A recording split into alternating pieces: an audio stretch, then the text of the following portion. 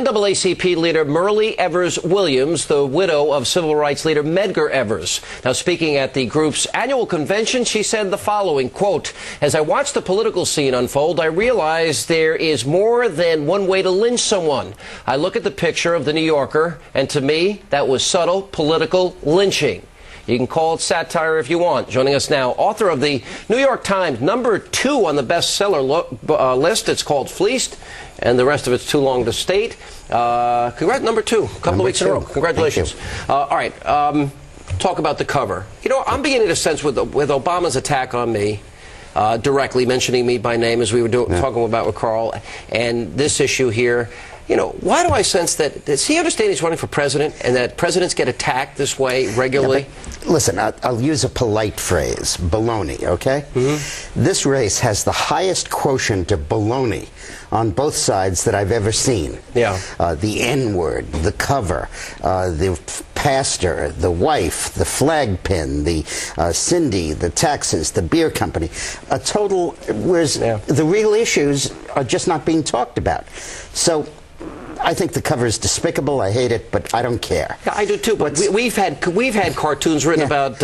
What's important here is right now the United States is teetering on the brink of potentially a devastatingly grave shortage of capital. That's why our banks are going to sell 10% of their shares to the Gulf states because they're desperate for capital. Fannie Mae and Freddie Mac are going to the government because they can't raise enough capital.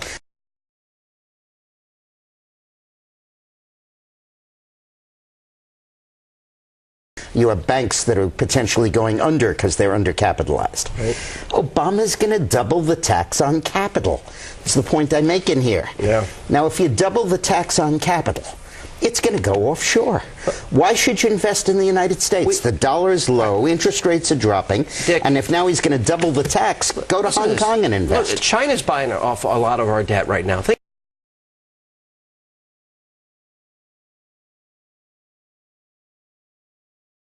about this. T. Boone Pickens has this ad out. You know, $700 billion yearly transfer of wealth, the largest in the history of mankind. So we've got the economy, we've got the oil and gas price issue, and we've got Obama running to Iraq for the first time in nearly 1,000 days. Those are the three big issues. Well, the oil and gas issue, you couldn't... Look, there are legitimate reasons not to drill offshore because you don't want to run the risks. There are legitimate reasons not to do nuclear because you don't want to run the risks. Drilling in Alaska will probably mess up some polar bears. But the point is that the more important priority here is for somebody to be able to get to work in the morning. Yeah. And when the Democrats are putting these other priorities ahead of lowering the price, and they say it wouldn't have an effect, George Bush issued an executive order that was meaningless, and the price dropped $15. But you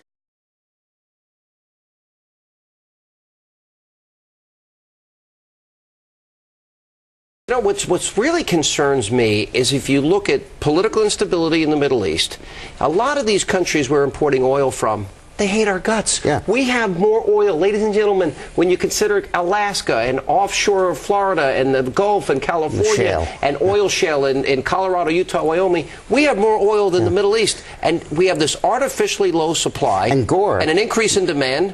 And Gore just says we shouldn't do coal either. 70% of our electricity comes from coal.